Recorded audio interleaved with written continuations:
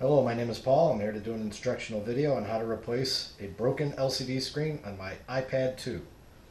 As you can tell by looking at it and seeing the picture, you can tell the colors are kind of distorted. If you look at the photo or something, it's pretty obvious that the colors aren't all there. So first thing I'm going to do is power this off.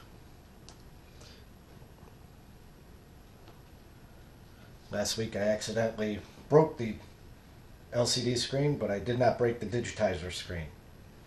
So after getting prices on repairs of $129 to over $200, I'm not even sure of the quality you would get for that price. I found an LCD screen. Need some tools, some tape, and a heat gun. First thing I want to do is take some of the tape,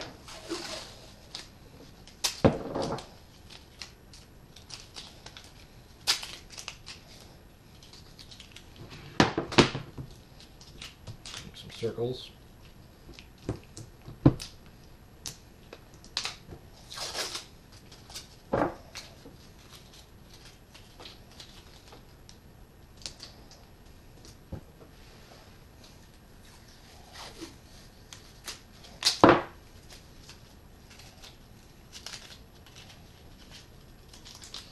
if you notice I'm staggering in different directions.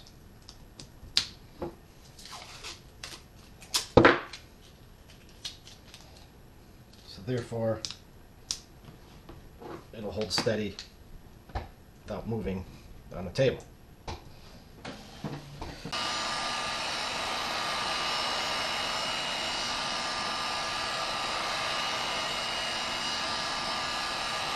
This is the first time I'm doing this, so I'm learning as I go.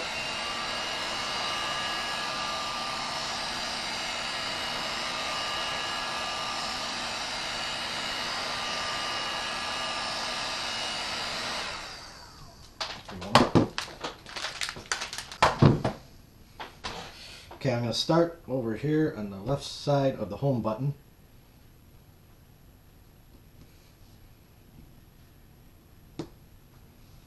There we go. Once you start getting it up,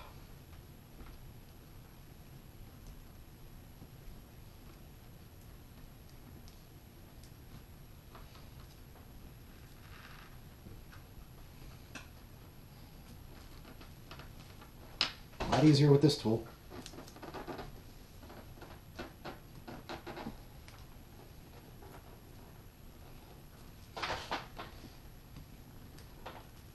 Notice this one's got a little depth gauge so you don't go too deep.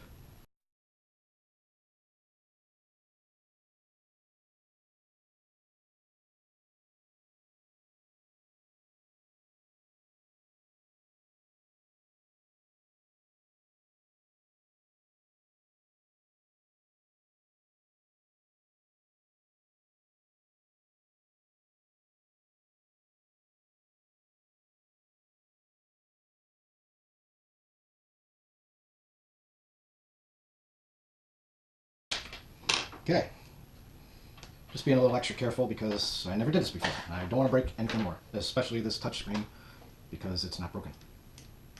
There's 4 screws, one here, one here,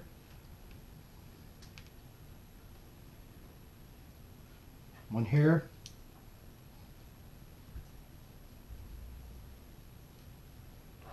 and one here. I want to remove those to be able to remove the LCD screen. Now that I have that removed, find a screwdriver. There's a little clip right here. You got to raise that up and then pull this connector cable out. Okay. Put that down there. Now my new LCD screen came all bubble wrapped and in a static-free envelope.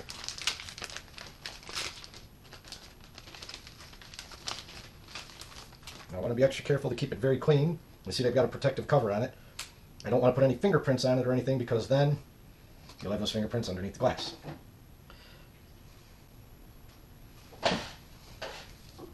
Looks like there's only one place where the foam is, and it's on this side.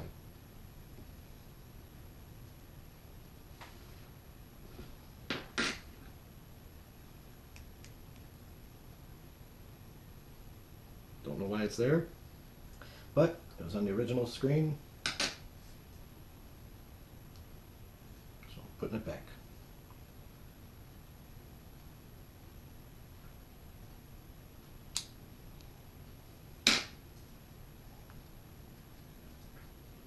Don't know if it's for vibration or what. If anyone would like to send me a response on what it is, I'll be glad to listen. Next, I gotta get this clip up. There we go. And then after I get it up, you take it out and stick it right back into the new one, which is really good when you're old and blind. Okay, got that side in, that side in.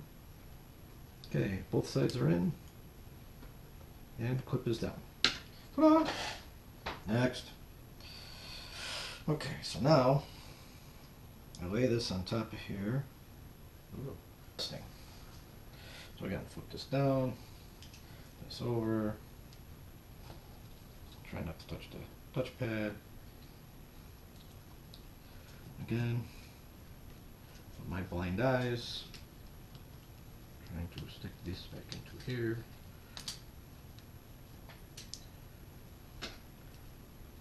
Check it with these nice tweezers they gave me.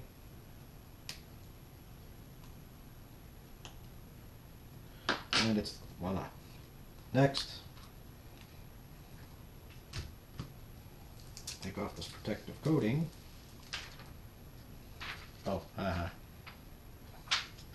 one thing I forgot. To replace the tape over that.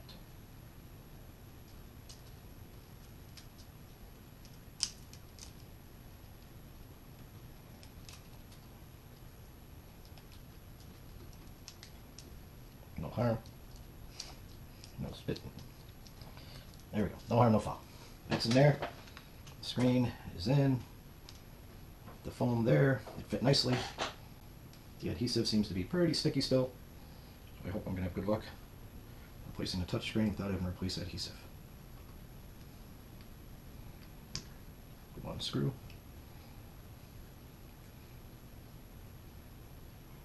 My blind eyes.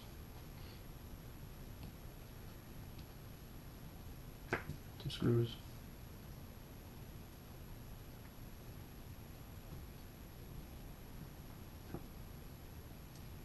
And last screw.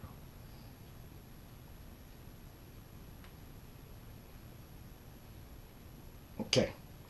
Now, I take my digitizer screen, fit that into the bezel, work it around into the bezel. Good thing this is taped down so I don't have to worry about movement. Let's turn it on and see if it comes back to life with good color. Here's my old screen with fingerprints. Don't see any broken spots, but that don't mean it's good. Please work, because I don't feel like paying somebody a bunch of money to do something I can do.